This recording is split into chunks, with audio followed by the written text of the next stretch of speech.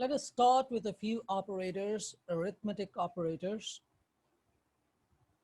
So I'm creating a variable called x, and I'm going to assign it a value of 10.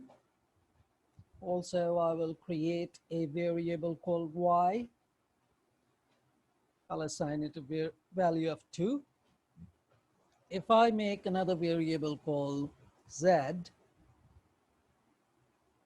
and assign it a value of x divided by y, so this is division, okay? If I say z equals x divided by y, so expectation should be 5, okay? The answer is 5.0, okay, which is different than our expectation. And why is that now? So let's understand that. So you see that the type of x is an integer, of course, we can see that here. Type of y is an integer, but type of z is a float. But the reason why z is becoming a float, and hence an answer like 5.0, is because this division that we have used is essentially a floating point division operator, okay? Now let us see how we can do integer division, but this time with a double forward slash. Then I get exactly what I expect, which is 5, okay? If I want to change the value of x, right now, of course, if you print x and y, nothing has changed over there, of course. It's still 10 and 2. But if I do something like this, of course, the value of x will change, because here, this is an expression which will be evaluated, which evaluates to 10 divided by 2. And so we are not using the variable y, and we are not using a new variable z here, okay? We're doing everything with x. So this will, of course, result in the value of x to change from 10 to 5, okay? You can understand that, 5.0 actually.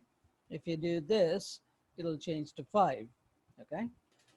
I assign x back to 10, and this time I want to do the same thing, but with a shorthand, which I can do simply by x divided by equal to 2. This is exactly the same as this, okay? And so I hope you can now see why that is the case. Because if you have the same variable on the left and right like this, okay, and you're doing some operation with it, you can take this here and remove this. So this becomes a shorthand notation. Use this only if you're comfortable with the idea. This one is called the modulus operator. The modulus is basically the remainder. And this one is done using the percent symbol. So we assign it back to 10.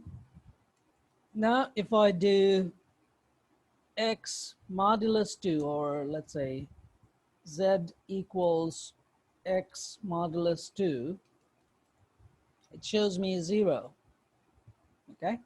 That's because 10 divided by 2 does not leave any remainder. So this is the remainder operator. It tells you what's the remainder after dividing this number by this number. The modulus operator is very useful, as you can understand. For example, identifying odd numbers and even numbers, and a lot of more cases, of course. But that's one of the very common use cases of modulus. Let's look at the exponent operator. Exponent is done using double star. So if I say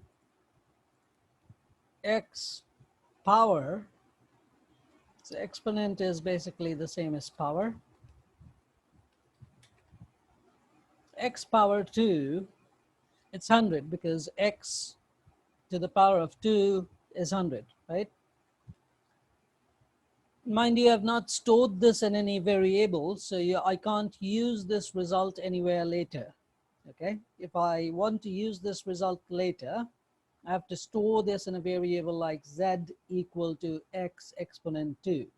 Right now I'm not storing it, I'm kind of only seeing the result.